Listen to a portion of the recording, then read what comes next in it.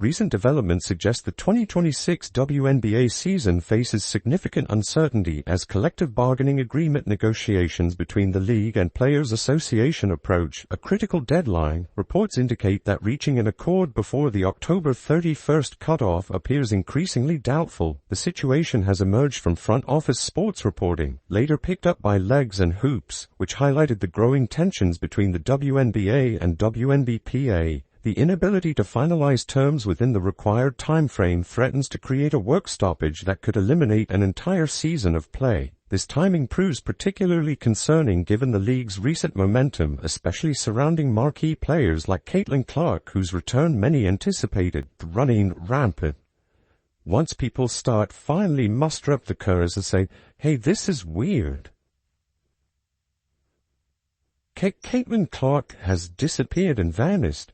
She doesn't talk to reporters. We're getting no legitimate information from anybody in any Indiana Fever organization. This is the biggest star in sports. And other than a Sue Bird podcast, we hear nothing. We can't ask any questions. And so the potential absence of such talent due to labor disputes could severely impact fan engagement and viewership numbers that had shown promising growth. Satou Sabally recently addressed these negotiations publicly, expressing frustration with what she characterized as inadequate proposals from team ownership. Her comments on social media platform X revealed player dissatisfaction with current compensation structures, particularly when compared to overseas opportunities and alternative leagues like Unrivaled. Sabally's remarks included criticism of the league's scheduling demands, specifically regarding back-to-back games over compressed time frames. She mentioned feeling exhausted after 5 games within 8 days, suggesting that current scheduling practices contribute to player fatigue and potentially impact performance quality. Though, in my view, they've put out some information to throw us off the trail. This is part of the cover-up of there's something weird going on with Caitlin Clark, and I'm going to have to give Skip Bayless some credit here. I don't think this is all physical. And let me connect a couple of other dots. The financial aspects remain contentious, with players arguing they can earn superior compensation through international competition or emerging domestic alternatives. Reports suggest league minimum salary proposals around $250,000 were rejected, with some players reportedly receiving million-dollar offers from competing leagues. This creates a complex dynamic where players seek NBA-level compensation while simultaneously expressing concerns about the physical demands of professional basketball scheduling. The contradiction between salary expectations and willingness to embrace standard professional sports scheduling has drawn criticism from various quarters. Fan reaction appears mixed, with some expressing sympathy for player compensation concerns while others question the timing and approach of these negotiations. Comments across social media platforms reveal frustration with the potential loss of games, particularly given recent increases in league popularity and attendance. The broader implications extend beyond immediate financial considerations. A work stoppage could severely damage momentum the league has built, especially regarding mainstream media coverage and corporate sponsorship interests. Recovery from a lost season historically proves challenging for professional sports organizations. Previous months saw Sabally advocating for roster expansion and increased investment in existing teams, rather than adding new franchises. Her position emphasized strengthening current infrastructure before pursuing geographic growth, suggesting players prioritize stability over rapid expansion. The negotiation stalemate reflects deeper structural issues within women's professional basketball. Questions persist regarding revenue generation, sustainable business models, and realistic compensation frameworks given current market conditions and attendance figures. Market realities present significant challenges for meeting player salary demands. Despite recent growth, the WNBA operates differently from established leagues with decades of revenue development and established fan bases. Shot putter, 2016 Rio Olympics. Mental health deteriorated. Considered suicide. Serena Williams. Several occasions depression, and later post-mortem depression. This is commonplace. I'm not ridiculing, I'm not belittling, I'm throwing it out there for you to consider.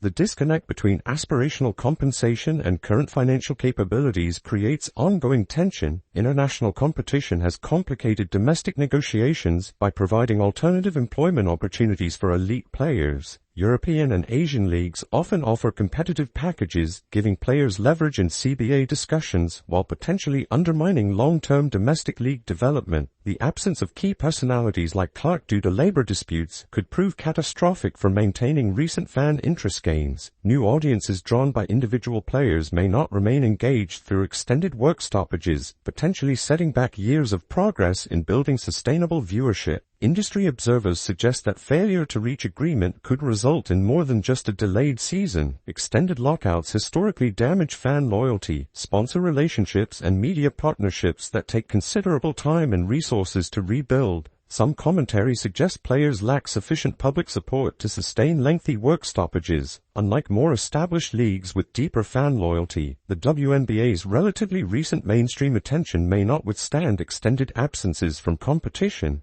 The situation places enormous pressure on both sides to find compromise solutions before the deadline expires. It's not criticism, that's fact.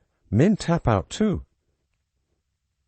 But it's going to be more common among women's sports. So we have Caitlin Clark, and I love Caitlin Clark. And I know many of you have this abnormal thing that anything that isn't worship of Caitlin Clark, you hear as criticism of Caitlin Clark.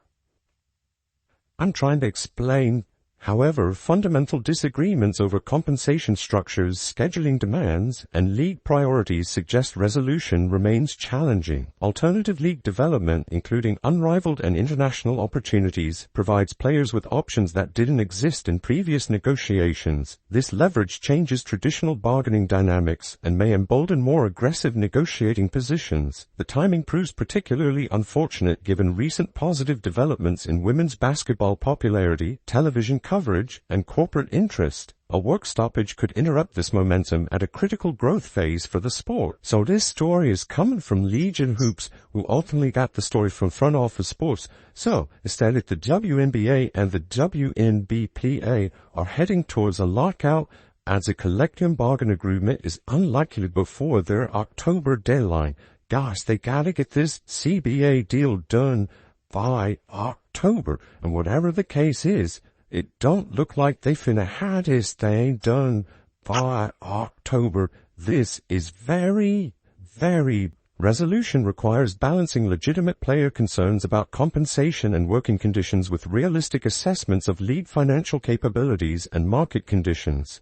Finding this equilibrium before the October deadline remains the primary challenge facing both negotiating parties. Recent developments surrounding Caitlin Clark's absence from public appearances have generated significant speculation about the true nature of her current situation. Official explanations point to physical injuries, including a bone bruise reportedly sustained during competition in early August, but the timing and circumstances of these revelations raise substantial questions. The Indiana Fever organization disclosed the injury information approximately 2 weeks after the initial incident, coinciding with mounting public curiosity about Clark's sudden withdrawal from media obligations and reduced visibility. This delayed communication pattern represents an unusual approach for managing information about such a prominent athlete. Video evidence from August 9th shows an assistant coach accidentally stepping on Clark's ankle during practice, providing some credibility to physical injury claims. However, the coincidental timing of this disclosure, occurring precisely when speculation reached critical levels, suggests possible strategic information management rather than straightforward medical reporting. Professional sports organizations typically maintain transparent communication regarding star player injuries, particularly when those athletes carry significant commercial and competitive value. The extended silence followed by sudden information release deviates from standard industry practices for player health management. Multiple factors beyond physical wellness may contribute to Clark's current circumstances.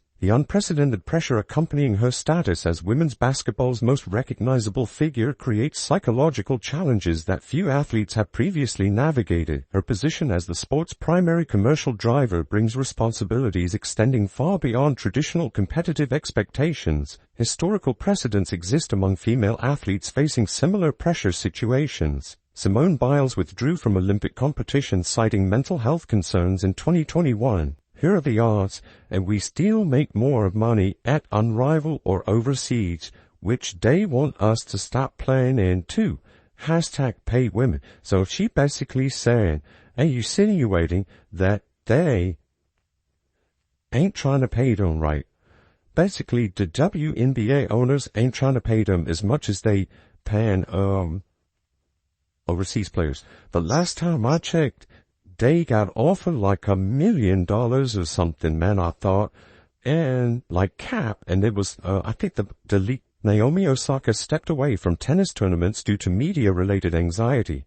Ronda Rousey experienced severe psychological distress following high-profile losses in mixed martial arts competition. These examples illustrate common patterns among female athletes confronting intense public scrutiny combined with performance expectations. The psychological toll of maintaining elite competitive standards while managing commercial obligations and media responsibilities often exceeds sustainable limits. Clark's unique position as a heterosexual Catholic athlete within a league culture that predominantly celebrates different lifestyle choices may create additional isolation factors. Professional environments where personal values conflict with organizational culture can generate psychological stress independent of competitive pressures. Performance-related psychological patterns have become observable in Clark's playing style during challenging games. When shooting accuracy declines, her decision-making often shifts toward individual scoring attempts rather than team-oriented offensive strategies. This behavior suggests emotional attachment to personal statistical success that extends beyond typical competitive motivation. Teammate dynamics may contribute to psychological pressure as well. Public statements from other players, while diplomatically phrased, occasionally reveal underlying tensions regarding Clark's shot selection and offensive approach during crucial game moments. These subtle criticisms from peers can amplify psychological stress for athletes already managing external pressures. The commercial environment surrounding Clark's career includes endorsement obligations, with major corporations building marketing campaigns around her signature playing style. When performance elements featured in advertising fail to materialize during competition, it can create psychological pressure to force results rather than allowing natural game flow.